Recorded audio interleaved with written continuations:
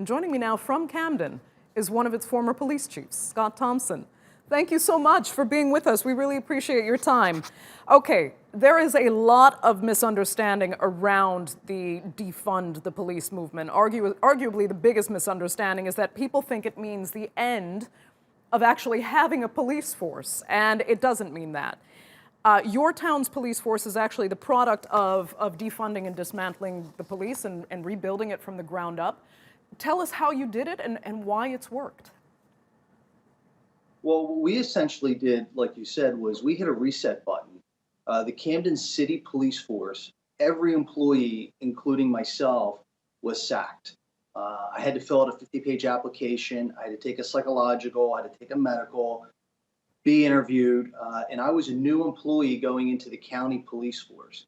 What that gave us the ability to do was build culture as opposed to having the challenges of changing culture. Now, Camden, New Jersey was for years the nation's most dangerous city. It's 96% minority, and it had a history of extremely high levels of mistrust with the police. In fact, there were several race riots in the 60s and 70s where many people, including police officers, were killed during that.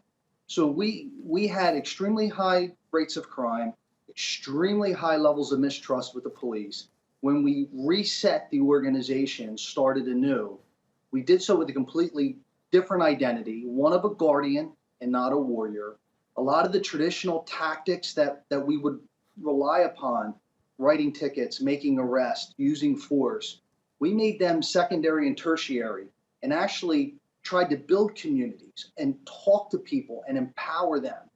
And what we have seen since then is a 65% reduction in murders, the crime at a 50-year low, and relationships with the community that never existed before. So when you look across the country and you see civil unrest taking place, the police and protesters marched in accord here, and there was no civil unrest in the city of New Jersey. Right. I mean, do you think enough Americans really know this very important story? Because the fear now is that, especially once this campaign is underway, this issue will be turned into, defunding the police means you're not tough on crime, and Americans should be scared if a tough on crime leader doesn't win.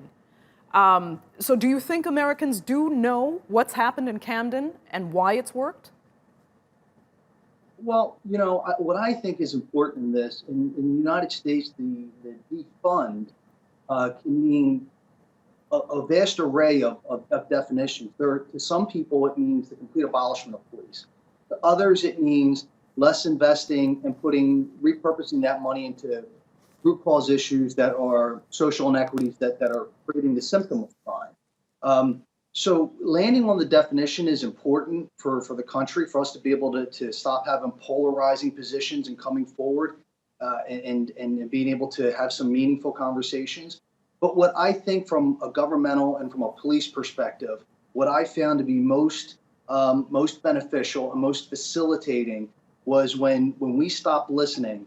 When we stopped talking and we actually listened to the people and understood what they wanted, and gave them consent, and which raised our legitimacy in building an organization as we move forward. Right. The crucial question now is whether or not what you've done is scalable. I mean, Camden is a city, but it is not a city the size of the city of Chicago, for example.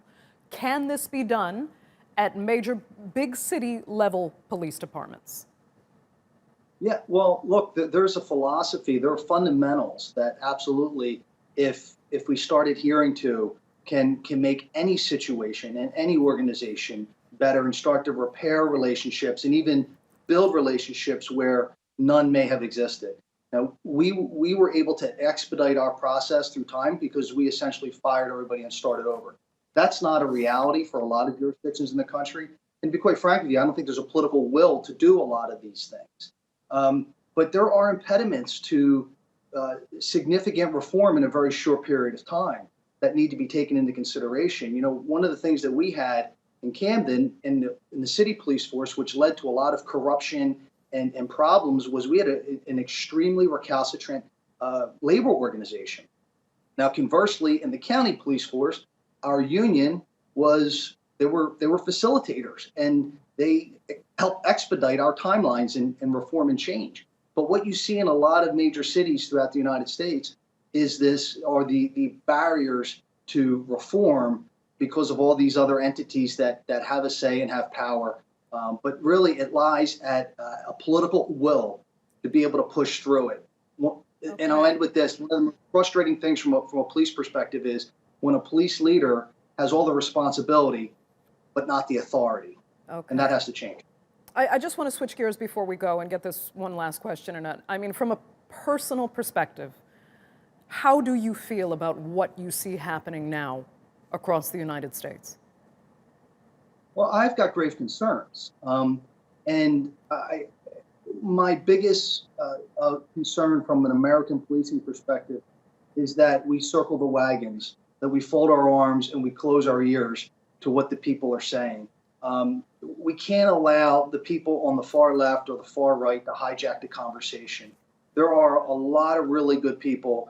There are a lot of really good police leaders that we can coexist in the same environment, have mutually beneficial objectives if we just talk to each other and we listen. And I do believe that police being government, at the end of the day, I think we need to continue to do that outreach. We need to continue to be willing to say we're sorry for things that the transgressions in the past. You got to remember, the American police used to be the enforcer of Jim Crow laws, which is why there's such high levels of mistrust between minority communities and police. And until we can look backwards with some sincerity, it's going to be really difficult to start moving forward. Scott Thomson, great to have you. Thanks so much for being with us. We appreciate it.